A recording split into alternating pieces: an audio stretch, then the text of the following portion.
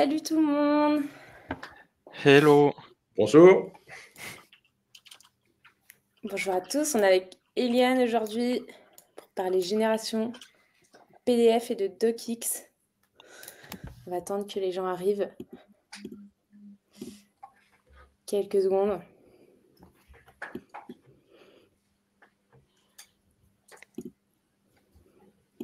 Ah, il y a 2 personnes qui nous ont rejoints. N'hésitez pas à nous faire coucou dans le chat.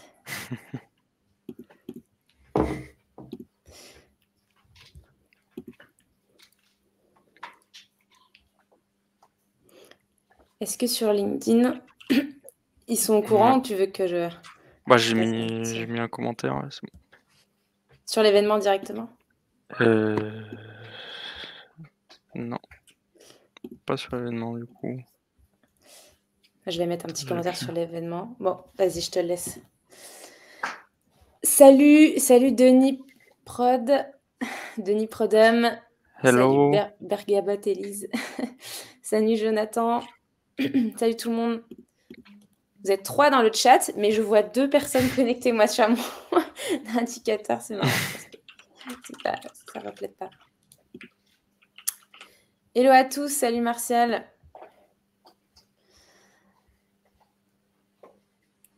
Alors, on va parler du coup génération de DocX. On est 12. Ok, moi je vois 2. Je pense qu'il y a une petite, il y a une petite latence. Super. Bah, du coup, je vais commencer par l'intro. Donc, on est réunis aujourd'hui. Super formel. Non, on est là pour parler génération de documents, que ce soit PDF, que ce soit DocX. Moi, par exemple, ça fait 3 ans que je fais du no-code bientôt, parce que je faisais un peu de no-code avant de me lancer en freelance. Et en fait, comme je disais sur LinkedIn, ça fait régulièrement, je construis des automations make pour générer mes docs. Et souvent, ça prend un peu de temps. Et en plus, c'est pas le plus pratique à maintenir et à faire évoluer. Et souvent, on est bloqué en plus. On peut pas itérer comme on veut sur les documents, notamment si vous avez testé les automations avec du Google Doc, vous vous êtes rendu compte qu'on peut pas itérer comme on souhaite. Et puis, il y a certaines solutions, effectivement, qui nous permettent de générer des PDF simplement.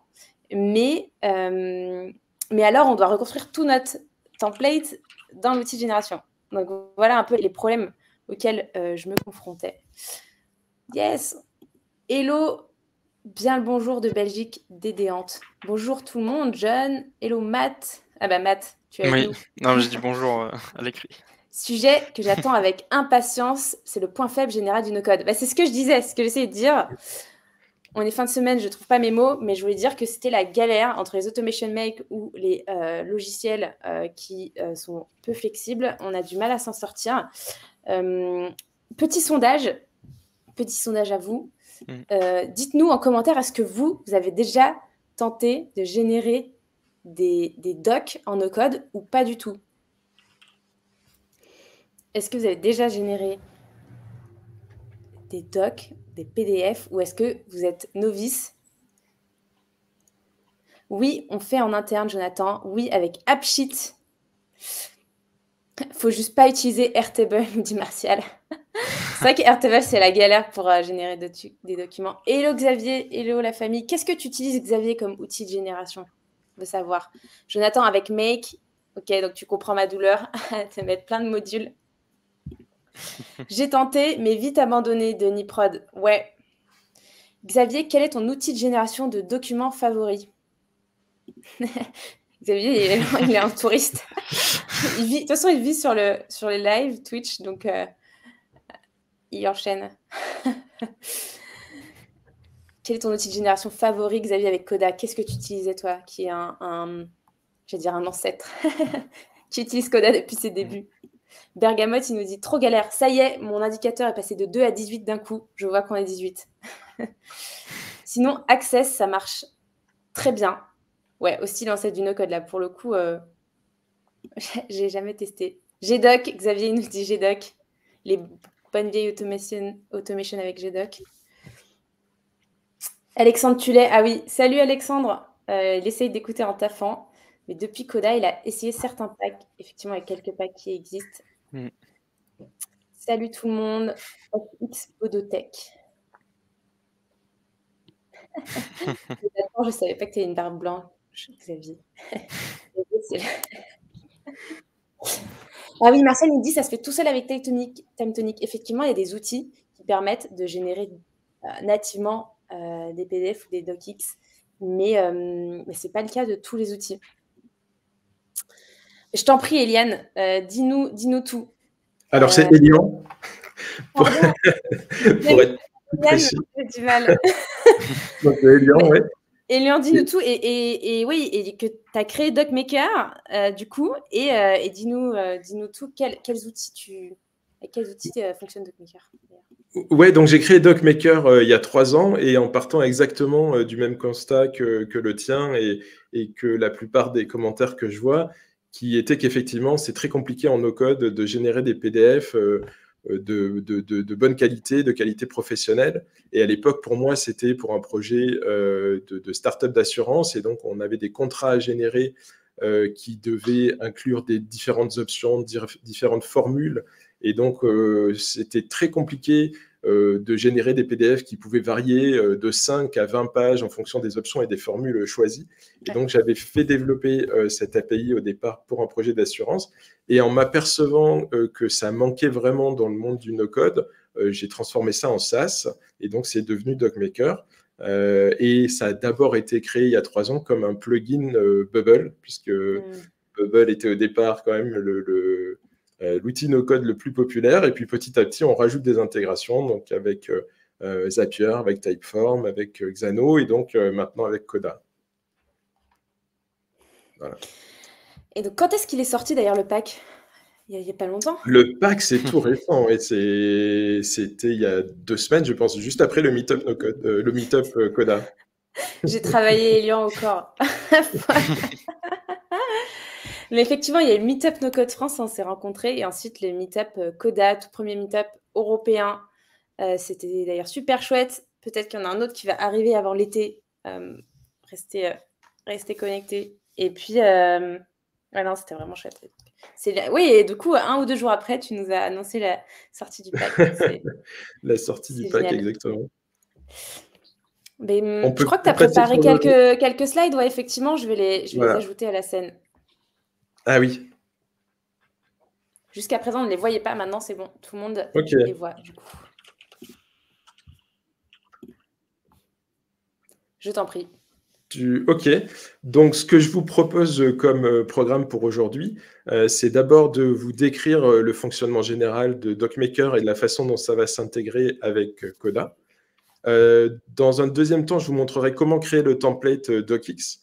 Et c'est la partie intéressante, puisqu'on utilise Microsoft Word ou Google Docs pour créer un template docx, et c'est beaucoup plus simple que dans d'autres solutions comme Documint, pour ne pas les citer, où il faut générer un template HTML, et tout le monde n'est pas forcément à l'aise avec le HTML, et on va voir que c'est aussi beaucoup plus dur à utiliser quand on a des documents avec beaucoup de pages, où on a besoin de beaucoup de mise en forme avec des headers, des footers, des numéros de pages, etc. Tout ça, DocMaker le traite nativement, alors que d'autres solutions vont avoir besoin de beaucoup de paramétrage pour faire fonctionner ces options. Ensuite, on va aller dans Coda pour utiliser le pack et générer donc des PDF ou des docx avec DocMaker. Et à la fin, si on a du temps, je montrerai aussi qu'on peut remplir des templates PDF avec DocMaker. C'est des use cases qui sont très fréquents aux États-Unis, où en fait, ils ont énormément de formulaires, l'équivalent de nos formulaires SERFA, et où en fait, aux US, pour tout et n'importe quoi, vous êtes obligé de remplir des formulaires PDF complexes. Et donc, DocMaker permet d'automatiser le remplissage de ces formulaires. Très bien. Voilà. Martial nous demande docx plus XLSX. Non, il n'y a pas de prise en charge d'Excel pour le moment. C'est uniquement du Word, donc du docx. Les fichiers Excel, ça viendra peut-être plus tard, mais pour le moment, on est vraiment sur des templates au format docx. Très bien. Donc, je vais passer au fonctionnement général. Donc, l'idée de départ, c'est de créer un template, comme je le disais, soit du DocX, soit du PDF. Et si c'est un PDF, il faut que ce soit un formulaire interactif en PDF.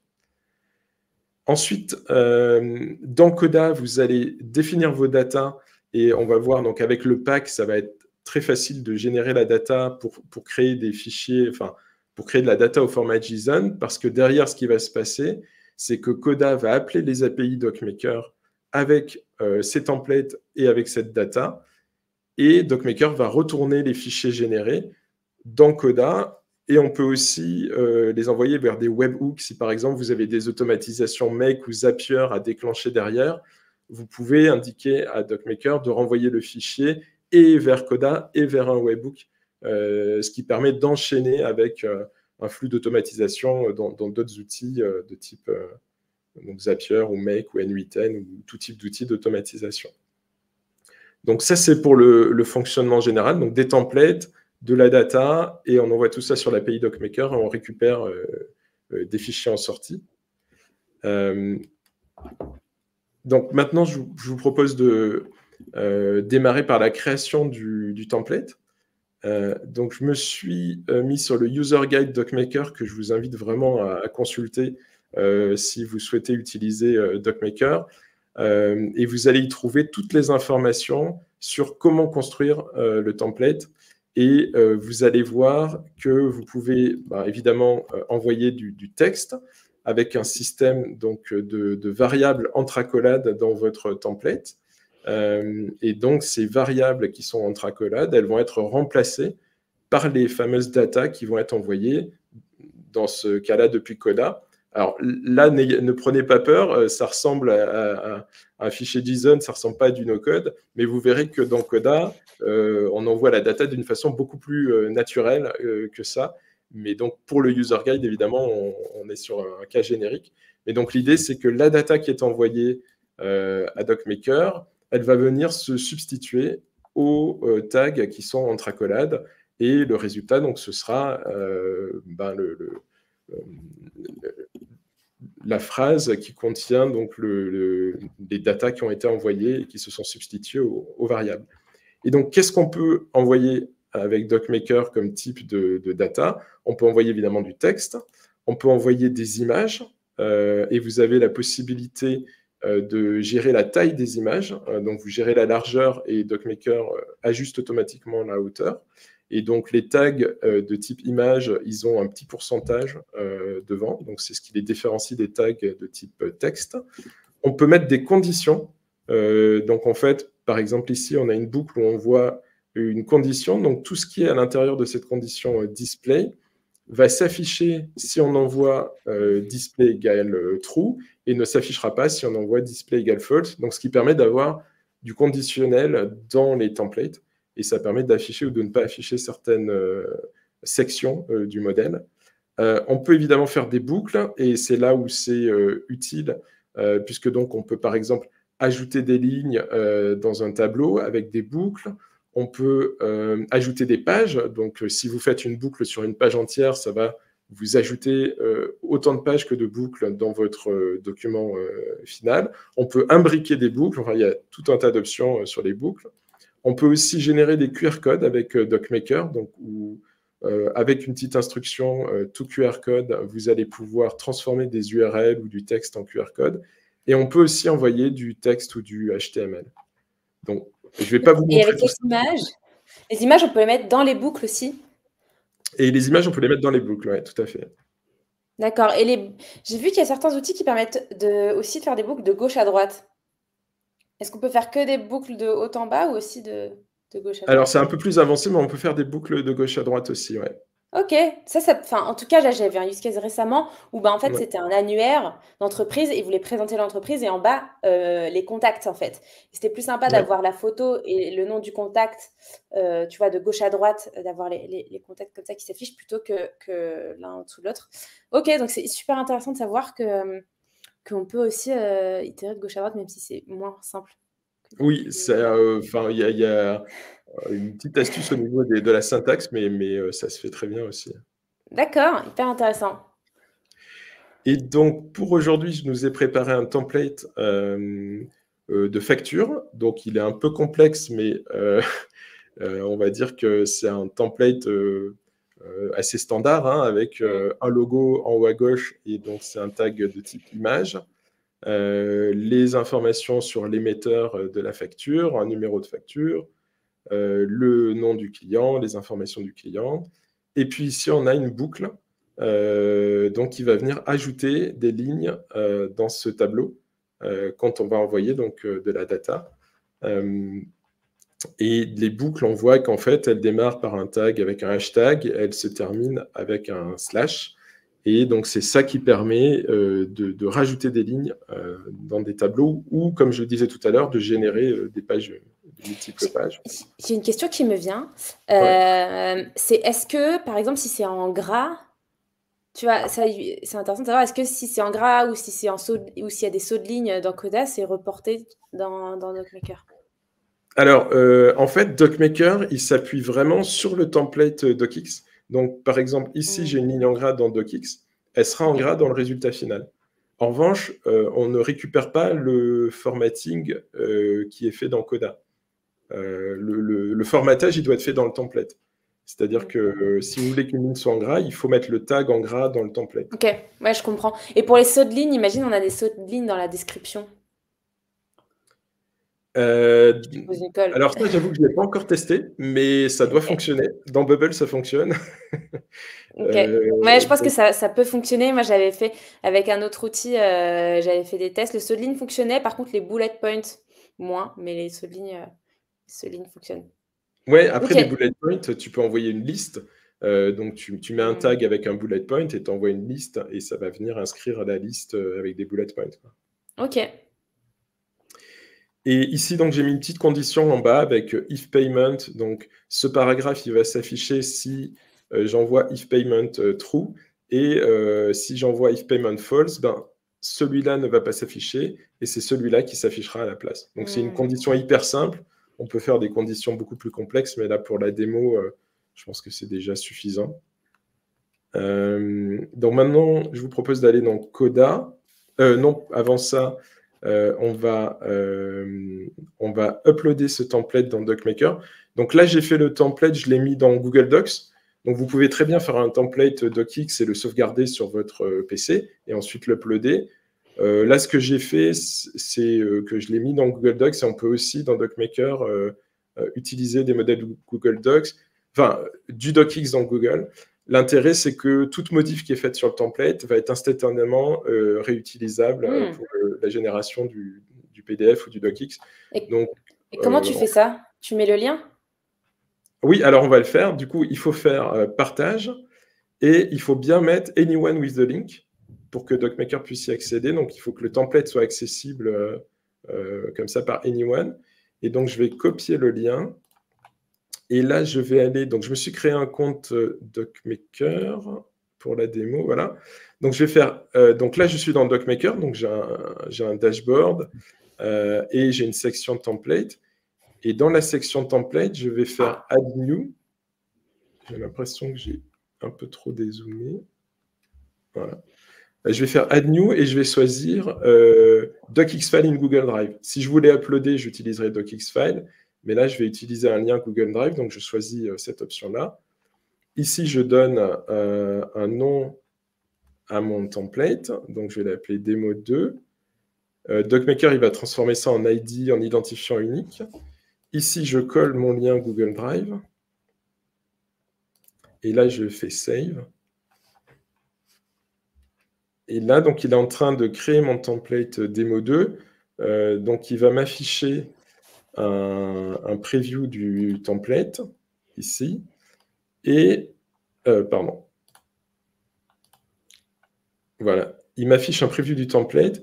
Et ici, dans View Tags, je vois toutes ces fameuses variables qu'on avait mis entre accolades qui sont récupérées et qu'on va pouvoir reprendre depuis Coda. Donc, je vais copier l'identifiant du template ici. Et donc, je vais aller dans Coda. Donc, ce doc Coda, ça s'appelle un doc. Hein, oui. Le doc, c'est l'espace, effectivement, où tu peux créer plusieurs pages. Donc, ce doc Coda, il est inclus dans le pack. Donc, je n'ai pas montré le pack Coda DocMaker, mais donc le pack Coda, il est ici, DocMaker PDF Generation, et il contient donc un doc modèle qui est celui que j'utilise pour la démo, et il contient 3 actions. Créer un document depuis un template DocX, remplir un formulaire PDF, et cette partie-là qui permet de générer ce qu'on appelle les line items, donc les lignes de JSON qui vont être utilisées pour les boucles, en fait. Ouais, en fait, les complexités, souvent dans la génération des documents, c'est les tableaux, pour ceux qui ont testé. C'est les tableaux. Et donc là, l'idée, c'est de simplifier la vie avec cette petite formule qui vous permet en fait, de créer vos tableaux et de les envoyer après à DocMaker. Voilà, c'est pour simplifier la vie. On a une petite question de Jonathan qui nous parle de what you see is what you get, si je comprends bien. Ouais. Si on envoie un rich text, est-ce que ça garde toute la mise en page, du coup, couleur, bold, liste, etc. C'est ce qu'on s'est dit un peu tout à l'heure. Il faut que ce soit du HTML, le rich text, ouais. Ok, donc avec du HTML, ça marche. Oui, parce qu'il y a différents formats de rich text. Et donc, DocMaker, le format qu'on accepte, c'est le format HTML. Donc ça, effectivement, c'est OK. Alors, je ne sais pas je connais pas assez Coda pour savoir quel est le format natif de Coda en termes de rich text. Mais j'imagine qu'il y a des packs qui permettent de convertir du rich text en HTML, ou peut-être même des packs qui te permettent de faire du rich text, de mettre des inputs HTML dans un doc Coda. Est-ce que Mathieu, tu as testé? Moi, je ne suis pas allée jusque-là pour le moment. Non, je ne suis pas allé non plus jusque-là. Après, on va voir vraiment le cas d'usage. Si ça n'existe pas, de rajouter une fonction dans le pack pour convertir un rich text en HTML. Mais j'ai vu pas mal de, gens faire du HTML dans Coda. Je ne sais pas s'ils utilisent des packs ou comment ils se débrouillent, mais je pense qu'il y a moyen d'en créer. Je suis jamais eu besoin d'aller jusque-là, mais après, ah oui, Jonathan, il parle de vraiment un cas spécifique. Il parle de rich text dans Xano. Ouais, même chose pour Xano. Donc, on a un snippet Xano pour DocMaker. Et pour envoyer du HTML, pour envoyer du rich text, il faut aussi le convertir en HTML. Très bien.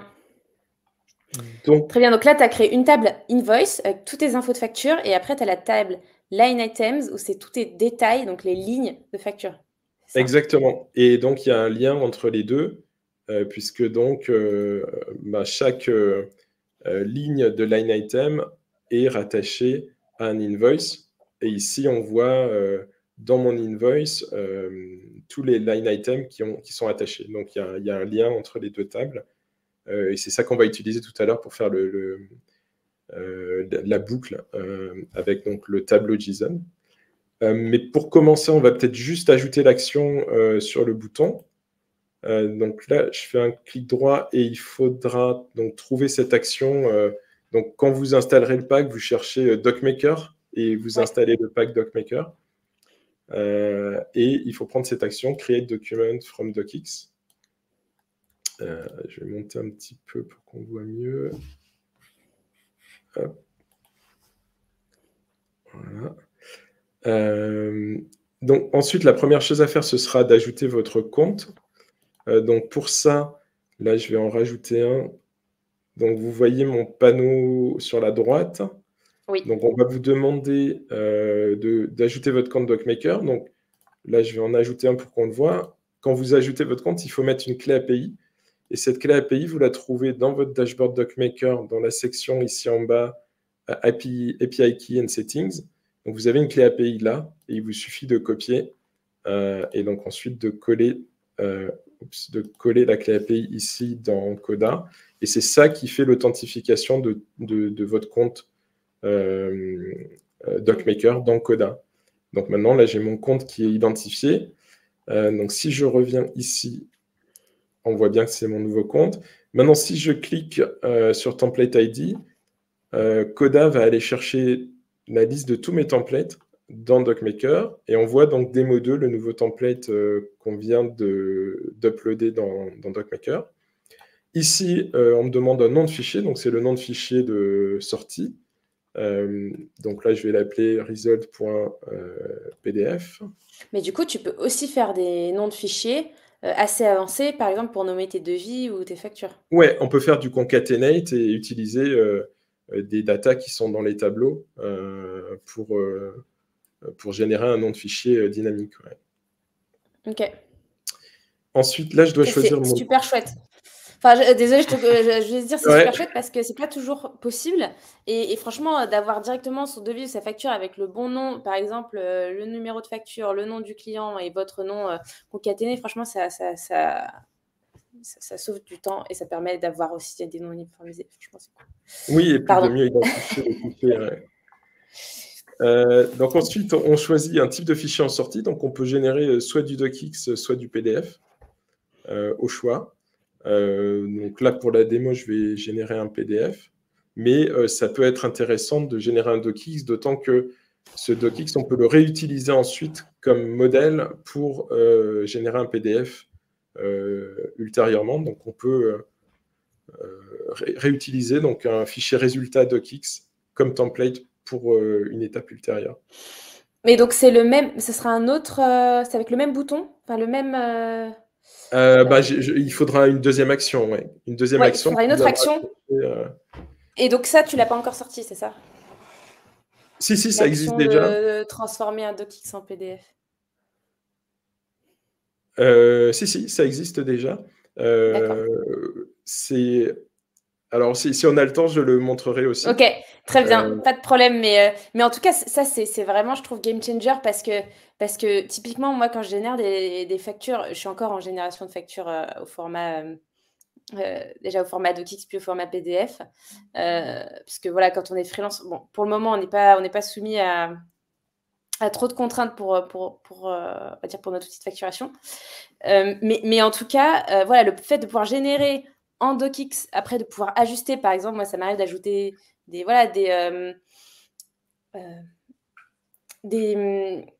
éléments, vous savez, si on facture aux US ou en Europe ou si le paiement a été fait par Stripe. Bon, bref, j'ajoute parfois des annotations supplémentaires dans mon docx et ensuite, je le retransforme en PDF. Et ça, franchement, bon, je trouve que c'est vraiment super intéressant. Ok, intéressant en tout cas comme use case. Ensuite, donc les autres paramètres, c'est de la colonne de résultats. Et là, il y a une petite astuce. Si vous avez déjà généré des documents dans Coda, vous savez qu'en fait, la colonne de résultats ne peut être que de type texte. Et là, on voit que Coda ne m'affiche que les colonnes de type texte. Donc, je vais prendre celle-ci qui s'appelle docx_result. Et par exemple, juste à côté, j'ai cette colonne result PDF qui est une colonne de type file. Et cette colonne-là, on ne la voyait pas. Donc, en fait, l'astuce, c'est que la première fois que vous définissez la colonne de résultats dans Coda, il faut qu'elle soit de type texte pour pouvoir la sélectionner ici. Mais ensuite, pour que le document généré soit uploadé dans Coda, on va la passer, on va la changer de type et on va la mettre en type file. Et ce que ça aura pour effet, c'est que le fichier généré sera copié dans votre espace Coda. Parce qu'il faut savoir que quand DocMaker vous génère un fichier, on vous envoie une URL qui est valable 48 heures. Et ensuite, le fichier est supprimé.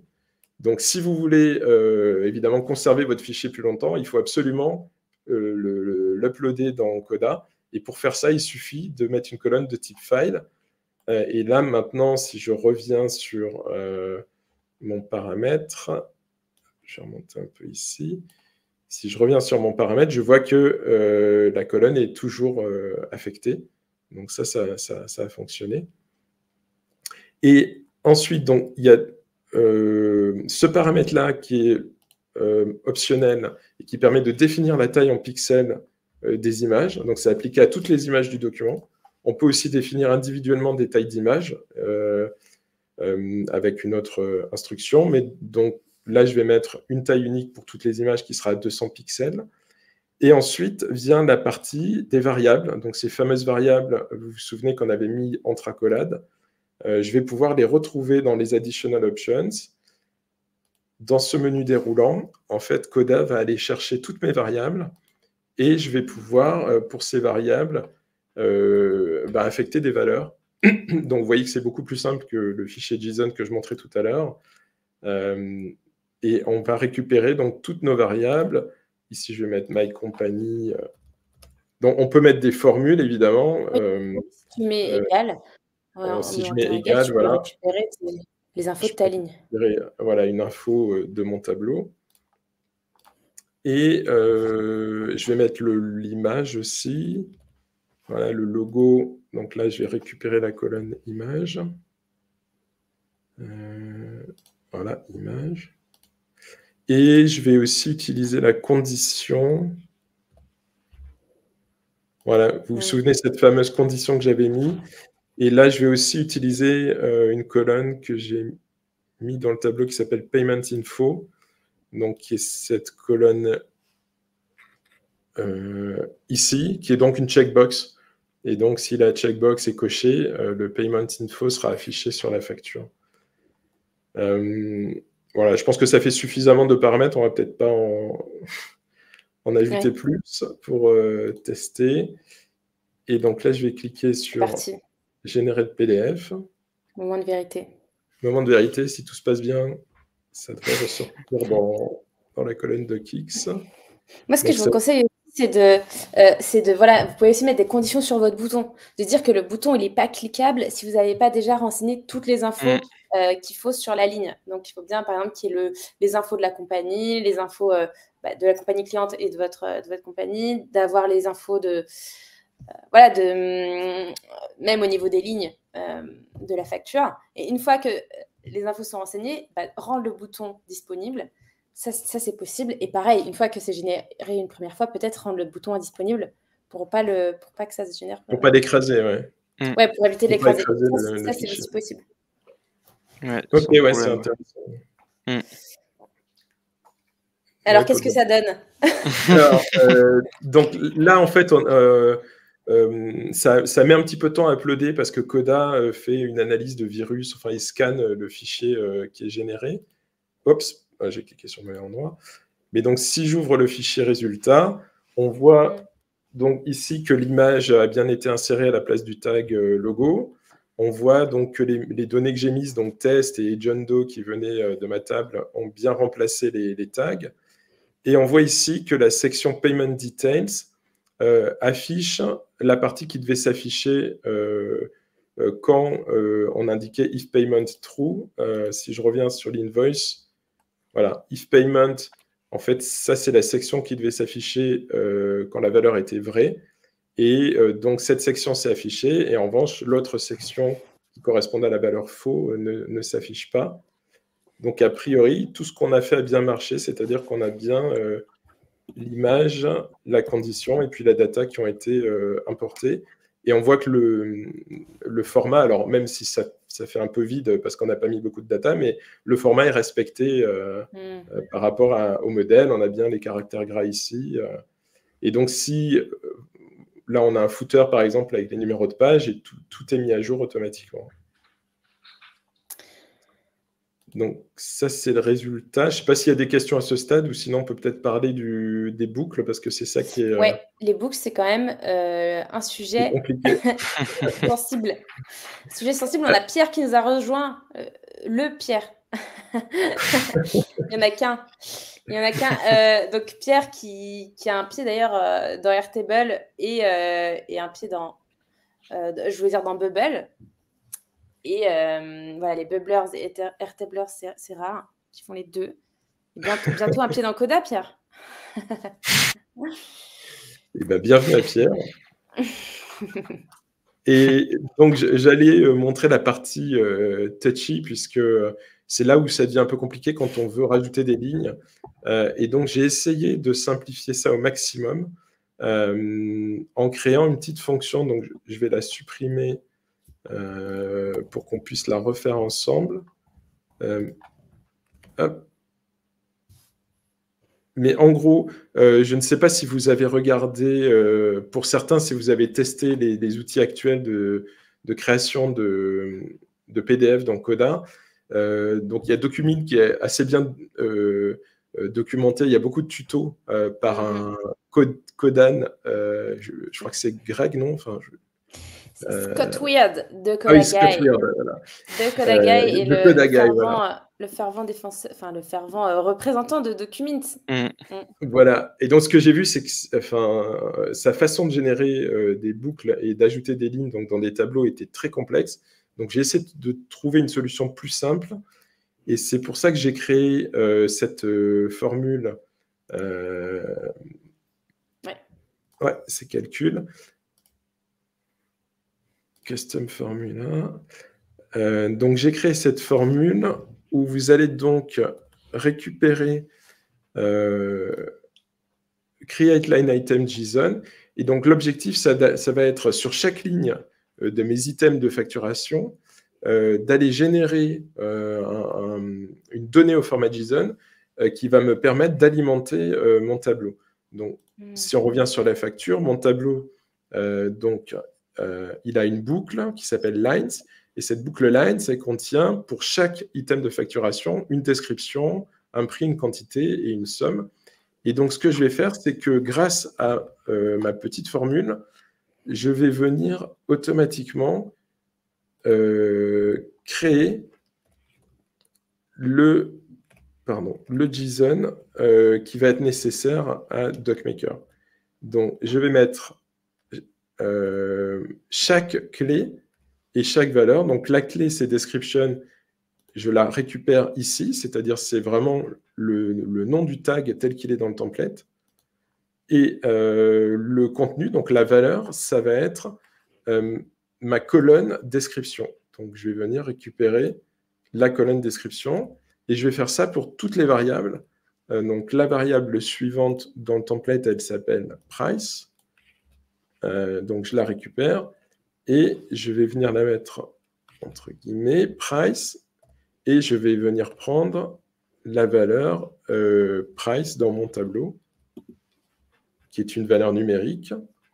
Et je vais faire ça aussi donc, pour les autres variables qui sont donc quantity et sum. Tac.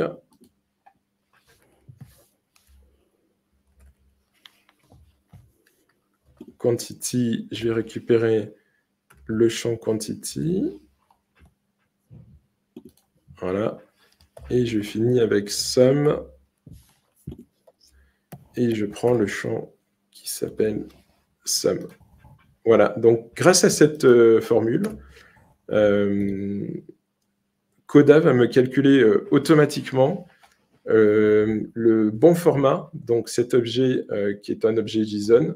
Désolé pour ceux qui sont allergiques au code, mais parfois, on est obligé d'en passer par là. Donc, Coda va me calculer ce JSON. Et maintenant, il est calculé donc, pour toute ma colonne. Donc, j'ai tous mes items de facturation qui ont leur objet. Et ici, je vais simplement venir lire le contenu de ces JSON et les consolider en récupérant mon tableau line items. Oui, la relation plutôt, c'est celle-là. Ouais. C'est la relation. Et là, je mets un point et je vais prendre, je crois que c'était JSON line. Oui, c'est ça. C'est ça. Donc là, je lui dis juste d'aller me récupérer tous les line items de mon tableau. Et c'est tout, en fait. Et là, c'est bon, j'ai fait tout ce qui était nécessaire pour générer des lignes dans mon tableau. Et donc, je vais venir mapper cette nouvelle donnée dans DocMaker. Donc, ici, je vais venir récupérer, donc vous vous souvenez, la boucle s'appelle lines dans le template. Donc, je vais venir rechercher la valeur lines ici au niveau du drop-down. Et pour cette valeur line, je vais lui passer ce fameux JSON array, qui est donc le tableau qui contient tous les objets. Et hop, Voilà, donc maintenant on a bien lines qui est mappé avec ce tableau d'objets JSON, et c'est donc ça qui va générer autant de lignes. Donc là, on voit que j'ai 3 line items qui sont liés à cette première facture. Donc je m'attends à les retrouver dans le PDF qui va être généré. Donc on clique et on croise les doigts.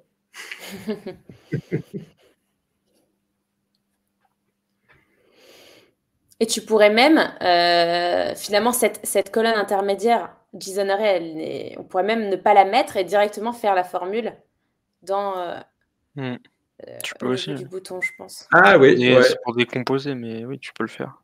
Mais là, on Ouais, décompose, mais je vais dire, pour les habitués, vous pouvez aussi faire directement la C'est formule. ça. Ouais, je ne prétends pas être un expert de Coda, donc Non, mais effectivement, c'est bien, au moins, il faut Mais là, c'est décomposé. décomposer pour tout le monde, c'est bien. voilà, au moins là c'est plus visuel. Et là, Yes, tout super. va bien, on a bien donc nos lignes qui ont été ajoutées à partir donc, du tableau. Donc j'espère que cette façon-là de faire des boucles est plus claire et plus simple que ce que pouvait faire Scott ou que ce qui se faisait jusque-là. Tout ça avec donc juste cette formule à appliquer ici au niveau de chaque ligne qui me permet de récupérer la data au bon format. Moi, récemment, je me suis penchée sur le pack CraftMyPDF et c'était assez costaud. C'était assez costaud parce que déjà, les variables, elles remontaient pas automatiquement, tu vois, au niveau du bouton. Donc ouais, déjà, on n'avait pas les propositions. Donc, dès le début, en fait, on n'avait pas cette proposition-là. On devait construire automatiquement, tu vois, rapprocher les clés et les valeurs avec une formule. L'équivalent de ça, ouais. Donc ça remontait pas, donc c'était assez costaud. Et pareil pour les tableaux, on devait... comment dire? Ouais, on devait... C'était beaucoup moins simple, on devait pareil concaténer avec des séparateurs et après dans le document, tu vois, les déconcaténer. C'était beaucoup plus complexe. Franchement, je pense que j'avais pas testé de solution plus simple que ça pour le moment. Bon, bah merci, ça fait plaisir. Mais effectivement, j'ai essayé de faire le plus simple possible en voyant ce qui était fait actuellement. C'est vrai que générer du JSON dans Coda, c'est pas forcément évident. Donc là, j'ai essayé de créer une solution simple où il n'y a pas trop de manip. La seule partie un petit peu complexe, c'est ici de bien mettre dans l'ordre, comme je l'ai fait, ce qu'on appelle les clés et les valeurs. C'est-à-dire la clé description doit bien être suivie de la valeur description, la clé prix doit être suivie de la valeur prix, etc. Donc c'est à ça qu'il faut bien faire attention. Mais je pense que Coda le rend assez facile quand même de générer, d'utiliser cette formule. Et à partir de là, on n'a plus qu'à dire, je récupère mes line items, la colonne JSON line de mon tableau line items, et c'est tout, quoi. On pourrait presque... Je sais que dans certains outils, je crois que c'est dans Airtable, on pourrait presque après se dire, si on nomme les variables pareilles dans DocMaker et dans Coda, ça les map automatiquement, tu vois. Ça supposerait qu'ils soient nommés pareil. En JavaScript, il y a des trucs qui peuvent... Mais il y a un avantage et un inconvénient, quoi. Si tu veux mettre plusieurs éléments dans une seule variable, ça peut être dérangeant. Dérangeant. Écoute, je suis ouvert à toute suggestion, donc à creuser. En tout cas, bien joué. Bien joué. Et si on parle, d'ailleurs, tu peux en profiter pour nous donner ton retour d'expérience sur la construction d'un pack dans Coda. Qu'en as-tu pensé?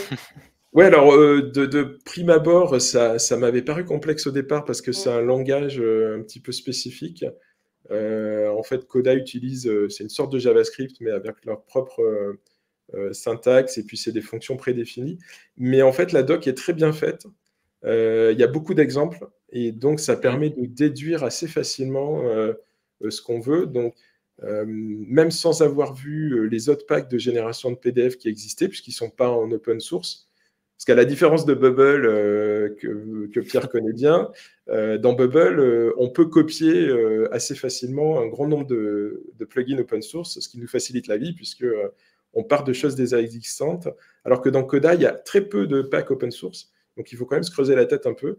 Mais finalement, grâce à la doc, il m'a fallu une journée pour créer ce pack, quoi. Donc, c'était relativement rapide de le générer. C'est assez bien documenté. Et maintenant, tu deviens, avec toutes les intégrations que tu crées, tu vas avoir un peu d'entraînement. Ouais, je me suis bien amusé. Ouais, j'ai fait l'intégration Xano aussi. Et Make, tu m'en avais parlé, mais Make, c'est en projet. Ouais, ok, c'est un pas encore projet. créé. Mince, c'est secret. Alors, je ne Mais vois maintenant, pas le chat, mais est-ce qu'il y a des questions à ce stade sur la partie création à partir de DocX? pour le moment, non. Denis Ouais, y Prod a nous pas dit de... super intéressant. Non, c'est clair. Est-ce qu'il y a des questions? Qu'est-ce qui vous intéresse le plus dans le chat? Est-ce que vous voulez qu'on aborde rapidement là, la transformation d'un docx vers un PDF ou remplir un formulaire PDF? Il y en a certains qui utilisent les fameux formulaires PDF. Vous savez, c'est les PDF où en fait on a déjà, comment dire, des espaces pour remplir les informations. Une nouvelle version des PDF.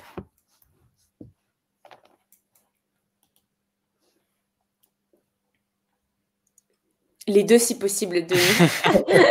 Et il reste, il est ultra il chaud. reste 10 minutes. Ah, Bah, Macanien, il nous dit remplir un PDF. Ouais, ok. Ouais. Là, ça peut... Parle-nous de ces fameux formulaires PDF. Ok. Donc là, on est sur un formulaire PDF que j'ai aussi mis dans Google Docs, enfin dans Google Drive, pardon. Et donc, la particularité de ces formulaires, ah oui, ça l'a mal ouvert, c'est qu'ils sont en fait éditables. Donc, je vais essayer de vous le montrer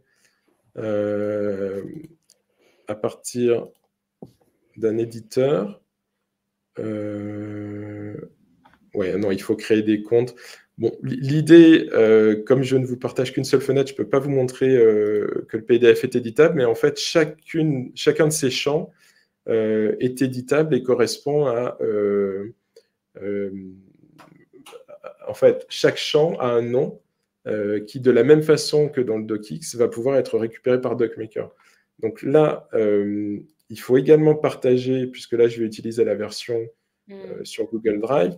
Donc, il faut également faire un share et anyone with the link comme viewer. En fait, c'est des PDF qui, de base, doivent être comme ça avec des variables. Oui, c'est des PDF qui sont nécessairement avec des variables. Et comment on fait quand nous-mêmes, on veut créer ce genre de PDF avec des variables? C'est possible? Alors, justement, c'est tout à fait possible si vous avez Acrobat, par exemple. Ou si vous créez un compte sur PDF Filler. D'accord. Ou bien en utilisant des sites qui permettent... Donc là, je vous ai mis des liens qui vous permettent d'aller sur des sites qui permettent de générer, de créer des formulaires PDF. C'est-à-dire que c'est quoi Pardon, je te coupe, mais c'est quoi le use case j'allais dire en France, qui peut revenir, où on se dit, tiens, ça, on va l'envoyer sous format PDF à quelqu'un pour qu'il le complète? Les SERFA, je pense. Ouais, les Je pense SERFA. tout ce qui est SERFA... Pour quelqu'un qui fait de l'export, par exemple, qui a beaucoup de SERFA à remplir, ou de l'import, pour des métiers qui font de la formation, par exemple, quand vous êtes certifié Calliope, quand vous avez, je ne sais pas, Pôle emploi, enfin, quand on vous demande des formulaires qui sont prédéfinis, des SERFA, justement, en fait, vous allez soit pouvoir les trouver directement en version dynamique interactive, soit vous allez pouvoir ajouter des champs dynamiques à partir d'Adobe Acrobat ou à partir d'un des outils que j'ai référencés là. Et ça peut aussi être utilisé quand vous avez un formatage que vous voulez conserver. Par exemple, ce que j'ai mis ici, j'ai mis un exemple de template dans DocMaker. Par exemple, là, c'est un learning plan. Donc, si vous voulez vraiment une mise en forme très spécifique et vous ne voulez pas qu'elle bouge, plutôt qu'un docx, vous allez créer votre template en PDF. Ça peut être un use case aussi. Salut Guylaine Guilfolk Music. Salut Guylaine. Et la dernière question qui est passée un peu à travers, de John, qui disait pas de question du coup, mais mon besoin serait de rédiger du texte, d'encoder un rapport et de générer un PDF. Ça, tu peux totalement, à partir d'un template docx, compléter certaines parties en fonction de ce que tu as écrit dans Coda et après le sortir en PDF. Il suffit que les informations soient bien stockées dans une table. C'est ça le principal, quoi. Ouais, faut que Oui, ce et soit puis dans une d'utiliser table. ces tags, peut-être de mettre un seul tag sur la page, et il serait remplacé par un texte très très long. Ouais. Et peut-être en HTML, si on veut faire du formatting dans Coda. Et donc là, j'en étais sur le template.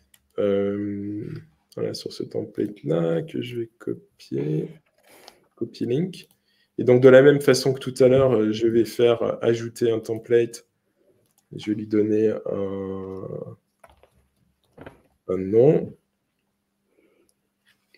Tac. Je vais coller l'URL Google. Ça, c'est vraiment puissant de pouvoir récupérer du Drive, quoi. C'est-à-dire que dans le Drive, tu peux changer de version. C'est ça, tu peux changer de Exactement. version. Tu peux changer de version sans avoir à retoucher le template ID que tu as référencé dans le pack Docker dans Coda. Et donc, en fait, le fonctionnement est assez similaire au DocX, c'est-à-dire qu'ici, je vois tous les champs dynamiques, justement, de mon PDF. Donc, tous les champs qui sont ici, que j'ai mappés dans Acrobat ou dans un outil d'édition de PDF, je les récupère là. Et donc, ça va être le même fonctionnement, c'est-à-dire que donc, je vais copier l'identifiant du template, je retourne dans Coda, et là, donc, dans mon action, donc j'ai choisi l'action DocMaker Fill Out PDF Form, toujours un compte. Et donc là, grâce au numéro de la clé API de mon compte, il retrouve mes templates PDF. Et donc, je vais pouvoir choisir PDF Demo 2, qui est celui qu'on vient de créer. Et là, j'ai les mêmes options un petit peu. Donc, un nom de fichier de résultat. Alors, il y a quelques variations, c'est-à-dire je dois définir une taille de police. D'accord. Puisque dans le PDF, il faut définir une taille par défaut. L'autre option, c'est est-ce que je veux que mon fichier généré soit read-only, c'est-à-dire que les champs éditables soient fixes, ne soient plus éditables, ou bien est-ce que je veux que ça puisse encore être édité, c'est-à-dire les champs interactifs, soit on les rend plus interactifs, on les transforme en texte, soit ils peuvent rester interactifs après la génération. Donc là, je vais dire que je ne veux pas qu'il soit interactif une fois le PDF généré.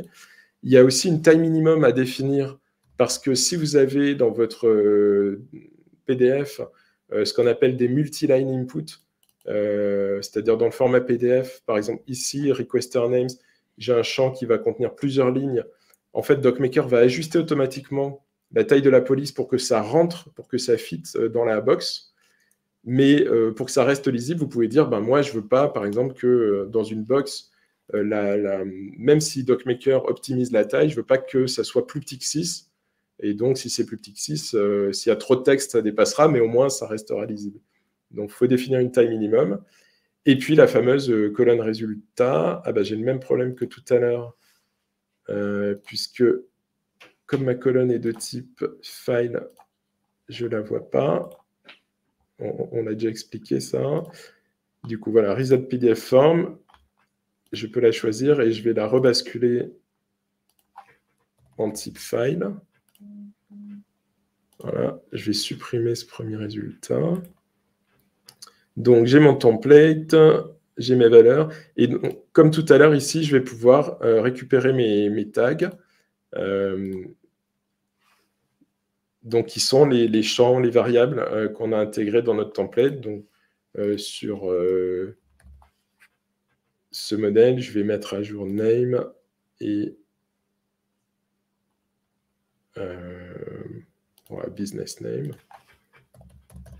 Enfin, on peut évidemment mettre des valeurs dynamiques ici, comme tout à l'heure. Le principe reste le même. Voilà, donc là, on a tout paramétré et on va pouvoir, on va pouvoir cliquer et générer notre PDF à partir d'un template PDF.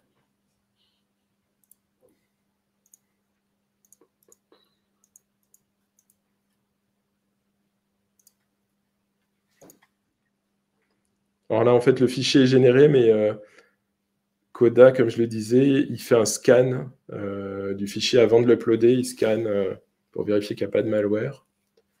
Donc, il y a un petit temps d'attente pendant l'upload.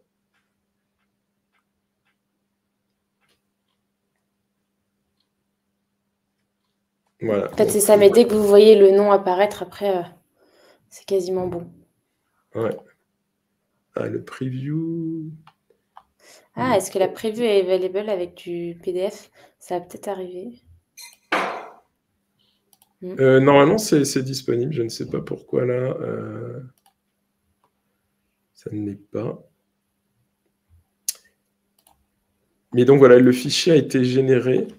Et on peut quand même éditer les infos. En revanche, les champs restent éditables, ce qui n'était pas mon paramétrage. Donc ça veut dire que...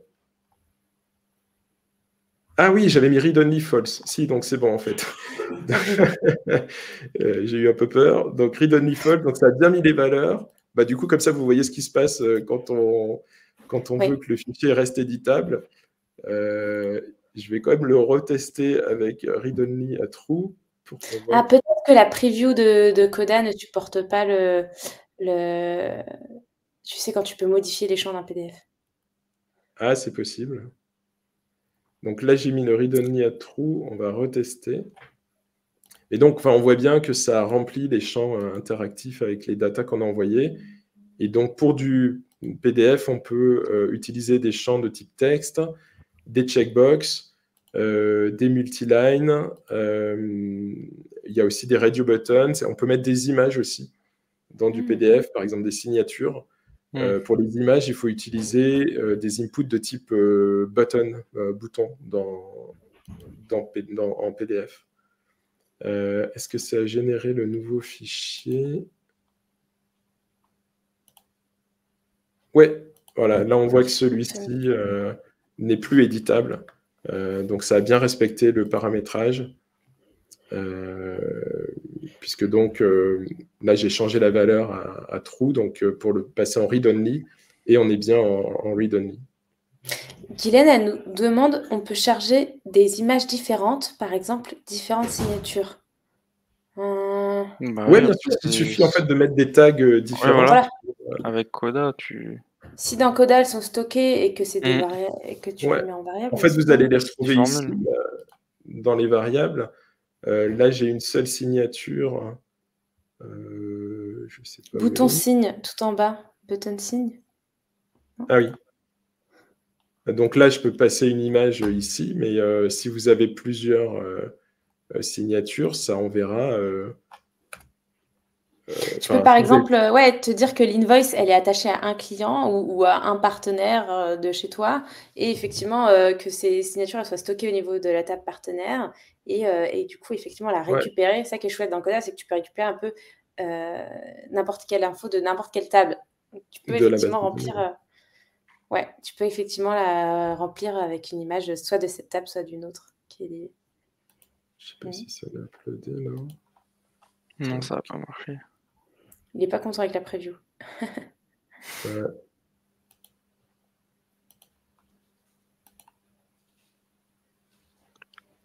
Est-ce que tu l'as régénéré? Il me semble que ça a mis une erreur. Ah, il y a eu une erreur? Ouais, si je reclique dessus, il me semble avoir eu erreur. Ah, ok. Ouais, donc il va falloir que je teste ça. Ça, j'avoue, je ne l'avais pas encore testé. Si vous voyez, ah oui. Ah voilà, PDF. Ouais, donc ça c'est... Ça doit être pour la signature. Peut-être l'image, ça lui va pas, ou peut-être que le format de l'image lui va pas, ouais.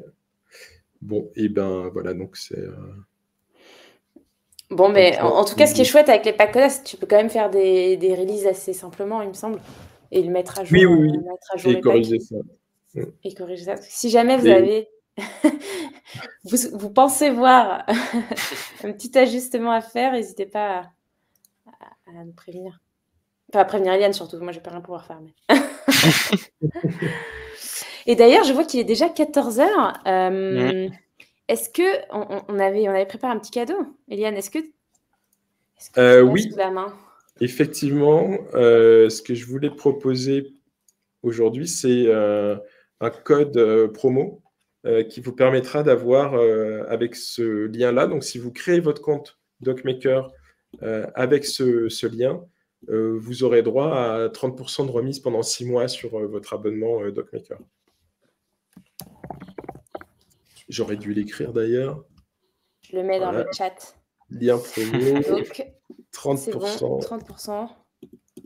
Sacré code. 6 mois. 6 Ouais, mois je me suis beaucoup sur creusé la l'abonnement. tête. pour le Sachant code, que l'abonnement, il démarre à commence à- 16 $, effectivement, pour 500 PDF. et vous avez quand même 500 PDF par mois. Donc, c'est quand même super généreux. Moi, je trouve que le montant de PDF que tu peux générer, c'est incroyable. Effectivement. Est-ce qu'il y avait d'autres questions dans le chat? Alors, Guylaine nous dit pour le PDF, c'est compliqué, mais sur un doc modifiable, ça peut être dynamique aussi. J'ai une ou plusieurs signatures pour des émargements, par exemple. Ouais, sur un docx, mais c'est le même principe. Mhm. Ouais. Désolée, Mathieu, on te cache, mais, mais En voilà, fait, dans tu le peux Dieu. totalement rendre les signatures dynamiques. Ouais, c'est ça. On peut rajouter autant de. Il faut des tags de type image pour les signatures. Et donc, on peut se faire autant de signatures qu'on veut, comme ça, en mettant signature 1, signature 2. Vous pouvez les mettre dans un tableau aussi. Ouais, ou même mettre une liste. Bah, Une par liste exemple, de pour les signatures, de noms. Ouais, une liste de signatures, ouais. Pour les émargements, par exemple, tu peux... par exemple, si on sait qu'il va y avoir 20 personnes, tu vois, au prochain cours, est-ce que du coup, on peut générer, tu vois, un tableau avec 20 lignes pour qu'il y ait les 20 signatures, Eliane? Est-ce que du coup, on doit avoir dans Coda ce tableau, tu vois, de 20 membres à venir? Donc, ces 20 personnes, est-ce qu'elles doivent déjà être liées, tu vois, à la session d'Encoda pour qu'après ça génère ce fameux tableau de 20 lignes? Ou est-ce que tu peux t'arranger, si tu sais le nombre de lignes que tu veux, tu vois, à générer un tableau de 20 lignes?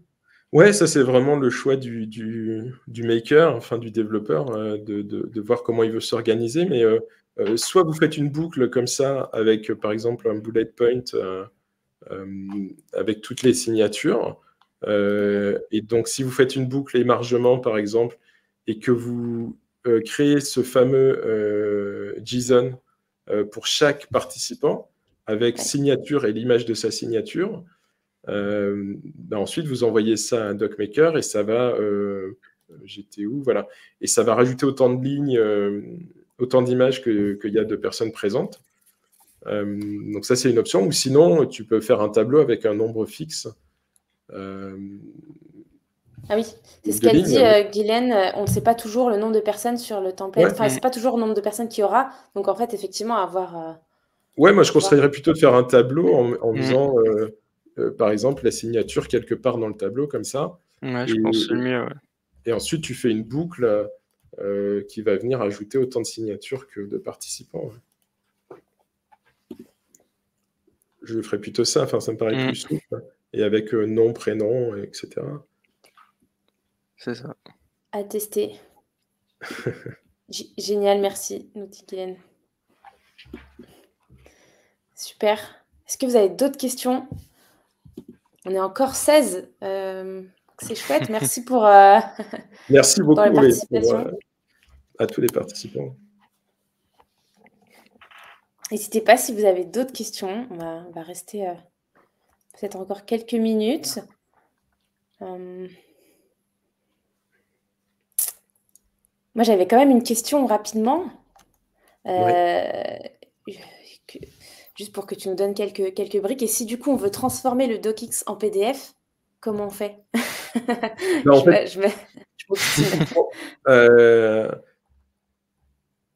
ici, sur la première étape, donc il faudra choisir... pardon. Hop. Sur la première étape, il faudra choisir docx dans l'output type. Ensuite, il faudra ajouter une deuxième colonne où on va refaire l'action et choisir PDF en termes de sortie. Et c'est celle-là qui permettra de générer le PDF. Et il y a un paramètre qui maintenant... Oui, le template. Que je m'aperçois. Ah oui. Alors, il faudrait peut-être que je le fasse juste pour que Je ne sais pas si on a le temps que je rajoute une colonne et que je rajoute l'action. Hop, insert colonne, suite.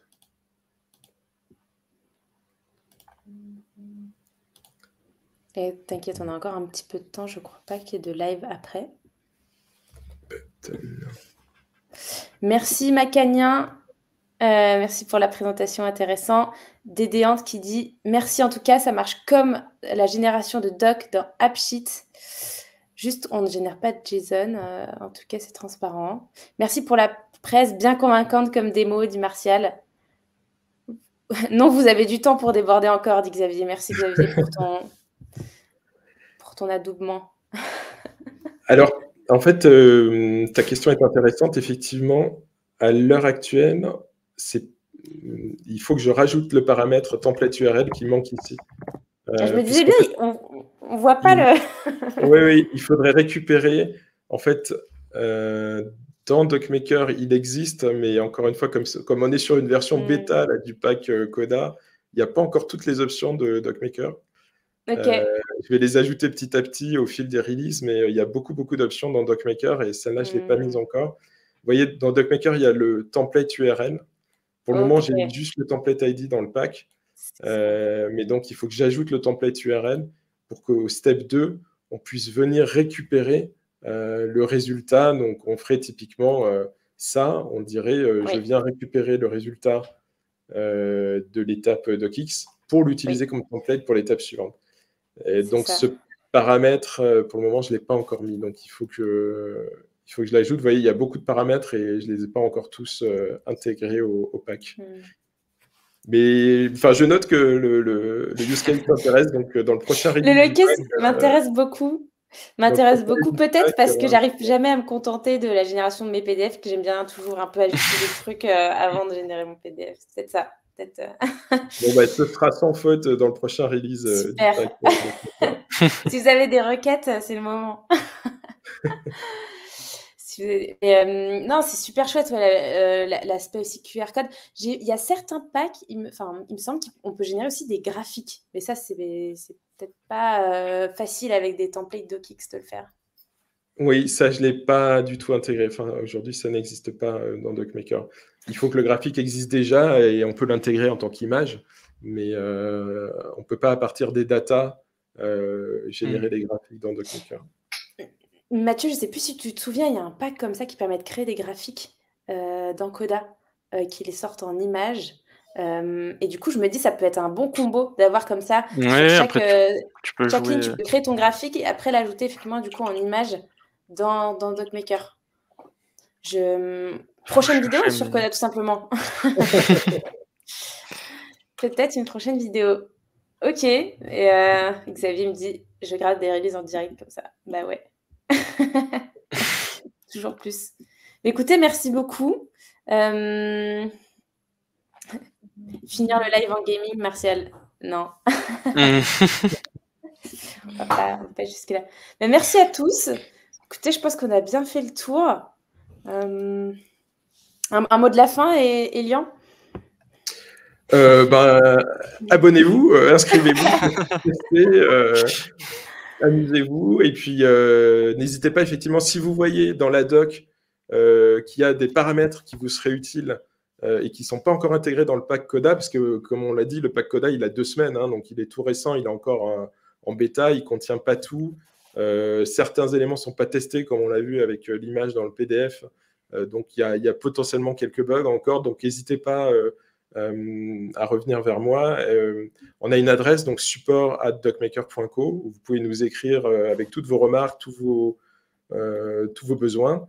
Et puis, on étudie tout. C'est un produit qui est en constante évolution, DocMaker, qu'on développe en continu. Donc, si vous avez des idées comme ton idée sur les graphiques, celle-là, elle est un peu compliquée, mais s'il y a des idées plus simples, on est prêt à faire évoluer sans problème DocMaker pour intégrer toutes les bonnes idées.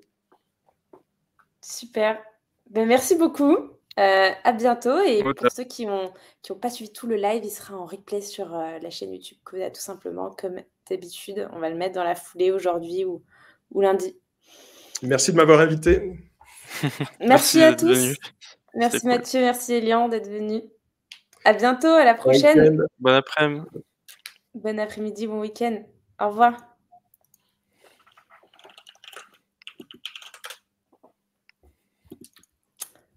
Mhm.